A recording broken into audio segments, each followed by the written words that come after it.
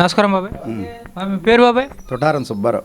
ఎవరు బాబాయ్? కే కొత్తపల్లి మోపుదేవి మండలం. ఏం చేస్తుంటారు బాబాయ్? వ్యవసాయమే. ప్రధానంగా రైతుల పరిస్థితి ఎలా ఉందంటారు? రైతుల పరిస్థితి అంటే బాగా దారుణంగానే ఉందా. బాగా తుఫాను వస్తాం, బాగా ఇబ్బందులు ఉన్నాం రైతులైతేను. రైతులకు అండగా ఉండటం కోసం రైతు భరోసా కేంద్రాలు ఏర్పాటు చేసే ఉన్నారు. దాని మీద ఉన్నారు. ఆ రైతు భరోసా కేంద్రం వల్ల ఉపయోగం ఏమీ లేదు. ఏంటంటే ఈ రైతు భరోసాలో వచ్చిన వాళ్ళు వైసీపీ పార్టీ ఏజెంట్లే. వాళ్ళందరూ ఎమ్మెల్యేకి అనుకూలంగా నడిచి మిల్లులక ఇక్కడ 2 కేజీలు తగ్గించండి అంటున్నారు. మనం డైరెక్ట్గా ఎత్తుకెళ్ళి మిల్లు కాడికి అమ్ముకుంటే ఇబ్బంది లేదు, కానీ ఈ రైతు భరోసాలో వాళ్ళే దోసేస్తున్నారు. ముందర బస్తాకు మట్టి ఉంది, 4 కేజీలు 5 కేజీలు 75 కేజీలకు మట్టి ఉందా లేదా నడుమిరిగిపోతుందా అని చెప్పి. మరి ట్రాన్స్పోర్ట్ ఖర్చు ఒకటి ఎక్కడా కూడా ఇస్తలేదు 2 సంవత్సరాల మట్టి. ఇప్పుడు మాకు వచ్చే డబ్బులు ఈ బ్యాంక్ ప్రెసిడెంట్లు నామినేట్గా వేసుకున్నారు వైసీపీ పార్టీ. బ్యాంక్ ప్రెసిడెంట్లు నామినేట్గా వేసుకుని వాళ్ళ దగ్గర నుంచి జిల్లాకు ఒకటి పాడతాడు ట్రాన్స్పోర్ట్. ఆ పాడినాడు ఖాతాలో నుంచి వీళ్ళకి అనుకూలమైన బ్యాంక్ ప్రెసిడెంట్లు ఎక్కడికక్కడ తెచ్చుకుని ఆర్బీకే వాళ్ళ ద్వారాగా అవి వాడుకుని ఎవరికా ఏమి ఇస్తలే. అదేవిధంగా రైతులకు అండగా ఉండడం కోసం రైతు భరోసా కేంద్రాలు ఏర్పాటు చేసాము. ఇదే రైతు భరోసా కేంద్రాల్లో పంట వేసుకున్న దగ్గర నుంచి అమ్ముకునేంత వరకు రైతు భరోసా కేంద్రాలు అండగా ఉంటాయన్నారు. ఇదే రైతు భరోసా కేంద్రాల్లో ఇప్పుడు మన తుఫాను వచ్చింది, తుఫాను సంబంధించినంత వరకు రైతులకి టాప్లిన్ పరదాలు కానివ్వచ్చు, లేకపోతే పంట ఎగుమతి చేసుకోవడానికి బస్తాలు కానివ్వచ్చు, అలాంటిది ఏమైనా ఇవ్వడం జరిగిందా? ఏమీ లేదు. అసలు విత్తనాలు కూడా సబ్సిడీ మీద ఏమి విత్తనాలు ఇవ్వాలి, వరి విత్తనాలు ఇవ్వాలి, ఏమి ఇవ్వాలి. రైతు భరోసాలో వరి విత్తనాలు ఇస్తే మామూలుగా కొట్టుకాడు ఎంత రేటో ఇక్కడ అంతే రేటు, ₹1000 30 కేజీలు. వాటిలోనూ రైతులకి ఏమీ చేసింది ఏమీ లేదు. ఎక్కడా కూడా రైతులని ఏం పట్టించుకుని వీళ్ళు అది ఇది అని ఊరిని ఆరబాటం. ఆర్బీకే వాళ్ళు ఉన్నారు, వాళ్ళు చూస్తారు, అన్నీ చెప్తాం, వాళ్ళకి అప్పచెప్తామే, కానీ వాళ్ళకేం తెలుసు ఆర్బీకే వాళ్ళకి. ఒడ్డు నలుపుతాం వాళ్ళకి కుదిరా ఆర్బీకేలో వాడికి ఈ రేటు అని కడుతున్నాడు. వాళ్ళు నలుపుతాం కుదిరా, ఒడ్డు నలుపుతాం కుదిరా, అసలు ఒడ్డు నడుము ఇరుగుతున్నాయా ఇరుగుతులేదా, మిల్లుకాడికి ఎత్తుకెళ్ళి ఆఖరి ఫైనల్ బేరం మిల్లాడే చెప్తున్నాడుగా. అదే కొంత పర్సంటేజ్ ఉంటే తప్ప కొంటలేదని చెప్పి అంటున్నారు. దాని మీద మీరు పర్సంటేజ్ అంటే మరి కొంతమంది పాయిపోయి వచ్చి తడికుప్పలు వేసారు. అట్టంటప్పుడు మిల్లాడైనా కొనలేడుగా, సాంతం ఫుల్ రేట్ ఇమ్ముంటే కొనలేడుగా నడుమిరిగిపోతుంటేనే. ఆర్బీకేల వల్ల ఏం ఉపయోగం లేదు. అదే విధంగా చూసుకుంటే ఇప్పుడు వచ్చేసరికి రైతులకు అండగా ఉండటం కోసం చంద్రబాబు గారు ఏమైనా పోలవరం ప్రాజెక్టు తీసుకొచ్చామన్నారు.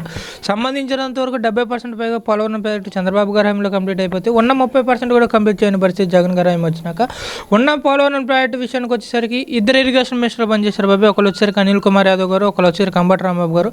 అసలు పోలవరం గురించి పట్టించుకోలేదు. దాని మీద మీరేమంటారు? అసలు వాళ్ళిద్దరికీ ఏం అవగాహన ఉందా పోలవరం కట్టిస్తానికి? అసలు వాళ్ళకి ఏం అవగాహన ఉందా? వాళ్ళు మంత్రులు చేసే స్థాయి ఏంటి వాళ్ళిద్దరిదను కాదు, మంత్రులు చేసే స్థాయి అని ఏమన్నాను. అసలు దానికి అక్కడ ఏం జరుగుతుందో, వర్క్ ఏం జరుగుతుందో తెలుస్తుందా? 22 కల్లా అవచేసేసేస్తామని అనిల్ కుమార్ చెప్పాడు, వెళ్ళిపోయాడు. మళ్ళీ అంబటి రాంబాబు చెప్పాడు టైం పడుతుంది అంటున్నాడు.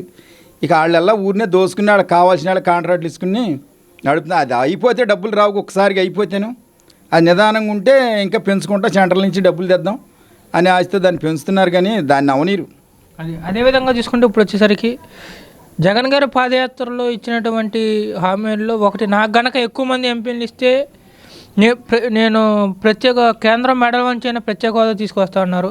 రెండోది వచ్చేసరికి మద్యపానం నిషేధం చేస్తే తప్ప మళ్ళీ ఓట్లు అడగనన్నారు.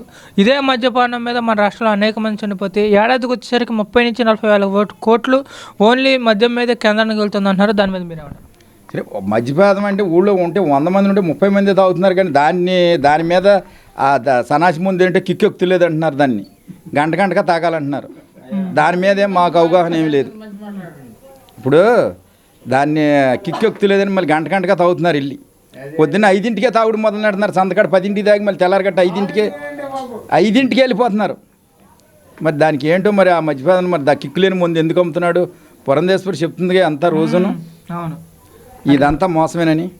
అదేవిధంగా తీసుకుంటే ఇప్పుడు వచ్చేసరికి నిత్యావసర వస్తు ధరలు బాగా పెరిగిపోయినాయి. సంబంధించినంత వరకు పేదవాడు మధ్యతరగతి ఎలా బతకాలని చెప్పి ఆలోచించే పరిస్థితి పడింది. దాని మీద నిత్యావసర సరుకులు అంటే సహజంగా పెరుగుతూనే ఉంటాయి నాన్న, కింద నుంచి తగ్గవగా అయ్యి. దాన్ని నిత్యావసర సరుకుల మీద రాజకీయాలు చేయకూడదు, అవి పెరుగుతూనే ఉంటాయి. ఏదైనా ₹10 పెరగాలిగా. ఇప్పుడు కూరగాయలుగా అత్తనయ్యి 1500 అవుతుంది చిన్న బుడ్డి కొట్టాలంటే మిరపతోటగా. అవన్నీ చంద్రబాబు గారి హయాంతో పోల్చుకుంటే జగన్ గారి హయాంలో బాగా పెరిగిపోయినాయి. సరే, ఉండకుంది పెరుగుతాయి కానీ తరగవుగా, తగ్గుతూనే ఉండవు. ఎందుకు వెళ్తాయి? ₹50 వెళ్ళింది ₹30 వస్తుందండి బియ్యం, ₹60 అవుద్ది. కానీ అవగాహన లేకుండా మాట్లాడకూడదు. ప్రతిదీ పెరుగుతుంది కానీ తగ్గుతుందా ఏదైనా. అన్నది అదే బాగా పెరిగిపోయినాయి అన్నదండి. అదేవిధంగా చూసుకుంటే ఇప్పుడు వచ్చేసరికి ప్రధానంగా పవన్ కళ్యాణ్ గారు చంద్రబాబు గారు కలిసి పోటీ చేయడం జరిగింది. సంబంధించినంత వరకు జగన్ గారు వచ్చేసరికి 170 సీట్లు గెలవాలని చెప్పి ఉద్దేశంతో ఎమ్మెల్యేలని బదిలీ చేసే కార్యక్రమం మొదలెట్టారు. దాని మీద మీరు ఎమ్మెల్యేలు ఎక్కడికక్కడ పని ఏమి చేయలేదయ్యా, పనిసేమి లేవు. ఎవరో ఏ రోడ్డు ఓపెన్ చేయలేదు. ఎమ్మెల్యేకి ఊళ్ళోకి వెళ్తుంటే ఎలక్షన్ టైంలో అంత ముందులో రోడ్లు వేస్తాం అయ్యేస్తాం జగన్ కోటి మాకు ఓటు వేయండి అన్నారు కదా. అందుకని అక్కడికక్కడ మీరు ఈసారి నుంచున్నా మీరు ఆడిపోతారు, మీరు ఓటు వేయమంటున్నారని చెప్పి వాళ్ళు మార్పులు చేర్పులు పెడుతున్నారు. అంతేగాని వీళ్ళకి ఎక్కడే ఓటేయరు, ఎవరో ఓటేయరు. పంచాయతీలు డస్ట్ పట్టేసినాయి, జడ్పీటీసీలు డస్ట్ పట్టేసినాయి, ఎంపీపీలు నిధులు లేవు, జిల్లా పరిషత్ లేదు, ఏమీ లేదు. కార్పొరేషన్ సంబంధించి ఎలా ఉంది? కార్పొరేషన్ నిధులు అన్నీ ఉన్నాయా? ఏమీ లేదు, అసలు బోనీయే లేదు. కార్పొరేషన్ ఎక్కడ ఉన్నాయి? మండలానికి ఇటువరకు 13-12 లోన్లు ఇచ్చేవాళ్ళు. ఈ 5 సంవత్సరాల్లో నాకు తెలిసేది ఒక్కటి కూడా ఇచ్చినట్లేరు.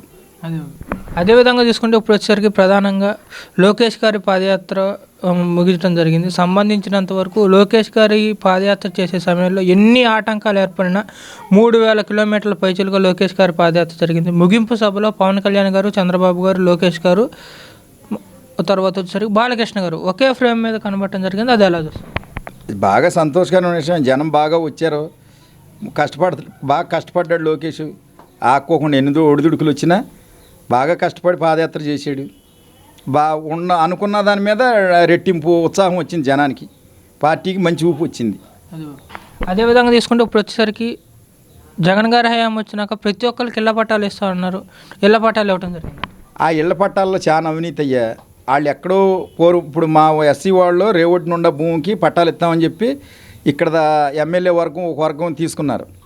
అది ఇస్తే వీళ్ళు తల ఒక 4 సెంటు మేత వేసుకు బతుకుతున్నారు. దాని మీద గొడ్డ మేత అది వేసుకుని అది ఇస్తాం. వీళ్ళకుండా ఆధారం అది. అయినా కృష్ణానది వస్తే అది మునిగిపోద్ది. అసలు ఈడనే ఆధారికి పెట్టుకోవాలనే లైన్లో ఉన్నారు కొంతమంది. దాని మీద ఇచ్చి దాన్ని అటు ఇటు డ్యాన్స్ ఇచ్చారు ఒక 20 రోజులు, నెల రోజులు. కాదని చెప్పి మేము అటు ఇటు తిరిగి ఆధారిని ఇచ్చారు. కానీ తెలుగుదేశం అందరికి తెలుగుదేశం వాళ్ళకి అనేది ఎవరికా పెద్దగా ఇవ్వాల. వాళ్ళకి కావాల్సిన వాళ్ళకే ఇచ్చుకున్నారు. అదేవిధంగా చూసుకుంటే ఇప్పుడు వచ్చేసరికి మొన్న క్రిస్మస్ సంబంధించినంత వరకు క్రిస్మస్ శుభాకాంక్షలు మన లోకేష్ గారికి షర్మిల గారు చెప్పడం జరిగింది. అదేవిధంగా చూసుకుంటే గత ఎన్నికల్లో వైసీపీ గెలుపుకి ప్రధాన కారణమైనటువంటి ప్రశాంత్ కిషోర్ గారు కూడా మన చంద్రబాబు గారిని కలవడం జరిగింది. ఈ రెండు ఎలా చూస్తారు? రాజకీయంలో శాశ్వత శత్రుత్వం ఉండదు, మిత్రత్వం ఉండదు. ఎప్పుడు ఎవరైనా కలుగుతారో, ఎప్పుడు ఎవరికైనా ఎవరు సపోర్ట్ ఏం చేస్తారు. ప్రశాంత్ కిషోర్ కంటే అవగాహన ఉంది కాబట్టి ఓ పెద్ద నాయకుడిని కలుద్దామని చెప్పి మర్యాదపూర్వకంగా కలిశానని చెప్పాడుగా. కింద వైసీపీ ఏమీ లేదు. అదేవిధంగా ఇప్పుడు వచ్చేసరికి 24 ఎన్నికల్లో మీ అవినిగడ్డ నియోజకవర్గ ప్రజలు ఎవరికి మొగ్గు చూపే అవకాశం? బుద్ధప్రసాద్ గారికే మొగ్గు చూపుతారు. గట్టిగా గెలుస్తాడు కూడా, అందుట అనుమానమే లేదు.